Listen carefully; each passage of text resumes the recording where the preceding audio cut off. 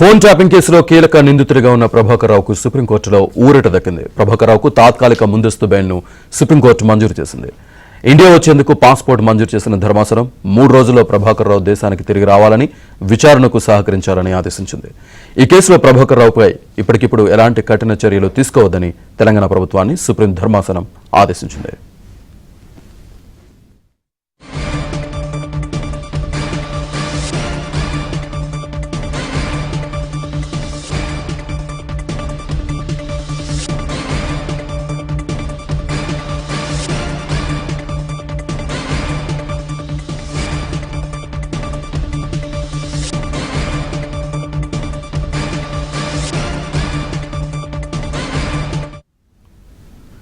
Phone tapping కేసులో కీలక నిందితుడిగా ఉన్న ప్రభాకర్ రావుకు సుప్రీంకోర్టులో ఊరట దక్కింది.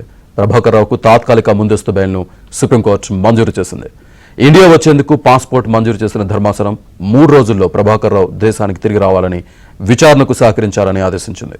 ఈ కేసులో ప్రభాకర్ రావుపై ఎప్పటికిప్పుడు ఎలాంటి కఠిన చర్యలు తీసుకోవద్దని తెలంగాణ ప్రభుత్వాన్ని సుప్రీం ధర్మాసనం ఆదేశించింది. పూర్తి డీటెయిల్స్ మా ఢిల్లీ బ్యూరో చీఫ్ కృష్ణ అందిస్తారు. కృష్ణ,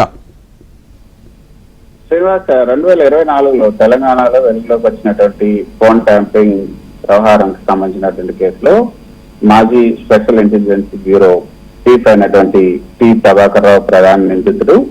గత బీఆర్ఎస్ ప్రభుత్వ హయాంలో రాజకీయ ప్రత్యర్థులు, అదేవిధంగా వ్యాపారవేత్తల ఫోన్లను అక్రమంగా ట్యాపింగ్ చేయించారన్నది ప్రధానమైనటువంటి ఆరోపణ. ప్రభాకర్ రావు 2024 మార్చిలో కేసు నమోదైన తర్వాత అమెరికాకు వెళ్ళిపోయారు. ఆయన పైన నాన్ బెయిలబుల్ వారెంట్ కూడా జారీ అయింది. కోర్టుకు కూడా హాజరు కాలేదు. దీంతో నాంపల్లి కోర్టు ఆయన్ను ప్రొక్లైమ్డ్ అఫెండర్ గా ప్రకటించే ప్రక్రియను ప్రారంభించింది. జూన్ 20వ తేదీలోపు కోర్టుకు హాజరు కాకపోతే ఆయన పైన ఆస్తులు ఏవైతే ఉన్నాయో ఆయన ఆస్తులు జప్తు చర్యలు తీసుకునే అవకాశం ఉంది. తాజాగా ఈ రోజు దీనికి సంబంధించి ముందస్తు బెయిల్ కోసం సుప్రీంకోర్టును ప్రభాకర్ రావు ఆశ్రయించారు. ఆ కేసును జస్టిస్ బి నాగరత్న నేతృత్వంలోని ధర్మాసనం విచారించి తాత్కాలిక ముందస్తు బెయిల్ను మంజూరు చేసింది. అయితే ఆయన 3 రోజుల్లో భారత్కు వచ్చి విచారణకు పూర్తిగా సహకరించాలి అని కూడా ఆదేశాలను జారీ చేసింది. అంతేకాకుండా వెంటనే అండర్టేకింగ్ కూడా ఇవ్వాలని సూచించింది.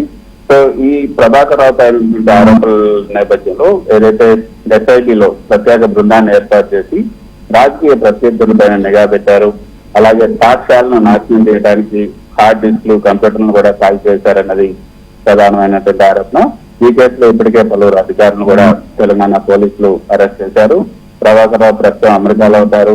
తెలంగాణ పోలీసులు ఆయన్ను భారత్ తీసుకురావడానికి అమెరికా అధికారులతో కూడా సంప్రదింపులు జరుపుతూ ఉన్నారు. ఈ కేసు రాజకీయంగా, న్యాయపరంగా కూడా ఎంతో కీలకమైందనే చెప్పొచ్చు.